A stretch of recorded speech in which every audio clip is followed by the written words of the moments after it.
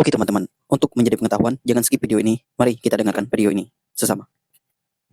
Pasal yang paling terakhir diputus adalah pasal soal kohabitasi. Ya, Sampai harus melakukan lobi setengah kamar. ya, Tapi saya mau mundur sedikit ke belakang. ya, Waktu kami sosialisasi draft kohabitasi ini di 21 provinsi di Indonesia, ada cerita menarik.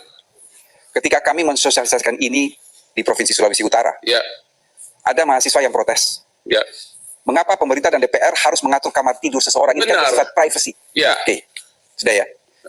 Ketika kami ke Sumatera Barat, ya, dihujat juga. Ya. Ada mahasiswa mengatakan begini, pasal itu terlalu lemah.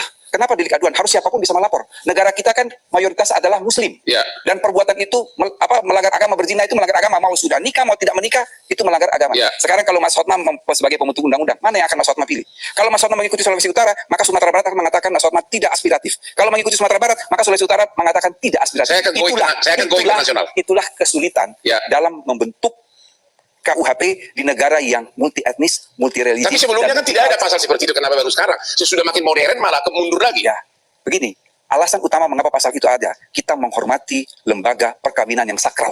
Ya, Sehingga pasal itu ada. Ya. Yang kedua, kita batasi betul. Ya. Kalau dalam konteks perzinahan, maka aduan itu hanya boleh oleh suami atau istri. Itu kan ada di dalam pasal 284 KUHP. ya, Iya kan? ya, Mengapa kita tidak mengikuti 284 KUHP? Ya. Karena 284 KUHP itu hanya bisa diterapkan kepada mereka yang tunduk pada pasal 27 KUH Perdata. Ya. 27 KUH Perdata, pada satu waktu, seorang perempuan hanya boleh mempunyai seorang lelaki sebagai suami, dan seorang laki-laki hanya punya seorang perempuan sebagai istri. Ya. Artinya apa? Bagi mereka yang beragama Islam yang tidak tunduk pada pasal 27 KUH Perdata, Ya. tidak dapat dikenakan pasal tentang perzinahan. kawin siri gimana? Apakah kawin siri? Sebentar dulu, saya Ya, belum lanjut. ya, Makanya, mengapa pasal itu yang tunduk pada pasal 27 KUH Perdata itu dihapus? Ya. Kemudian, yang dapat mengadu hanyalah suami atau istri. Jadi Ya. delik aduan yang absolut. Ya.